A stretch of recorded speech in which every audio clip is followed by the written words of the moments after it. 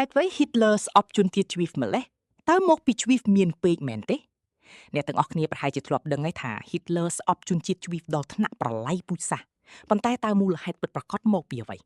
តើពិតមែនទេដែលថាមកពីជនជាតិជ្វីហ្មានពេកហើយមើងងាយដល់ជនជាតិអាល្លឺម៉ង់ការពិតទៅវាមិនមែនជារឿងមើងងាយគ្នាទេប៉ុន្តែវាជាការច្រណែននិងមនោគមវិជ្ជា Hitler ជឿថាពូជសាសន៍អាល្លឺម៉ង់ជាពូជខ្ពង់ខ្ពស់ហើយចាត់ទុកជ្វីហ្ជាសត្រូវដែលមកបំផ្លាញជាតិដើមសតវត្សទី20ជនជាតិជ្វីហ្ត្រឹមតែ1%ប៉ុណ្ណោះក្នុងអាល្លឺម៉ង់ប៉ុន្តែពួកគេក្តោបក្តាប់មុខចំនួនសំខាន់ច្រើនក្រោយសង្គ្រាមលោកលើកទី1អាល្លឺម៉ង់ក្រខ្លាំងណាស់ខណៈពីនោះជនជាតិជ្វីហ្មួយចំនួនធំជាអ្នកមានចំណេះដឹងជាអ្នកមាននិងម្ចាស់ធនាគារ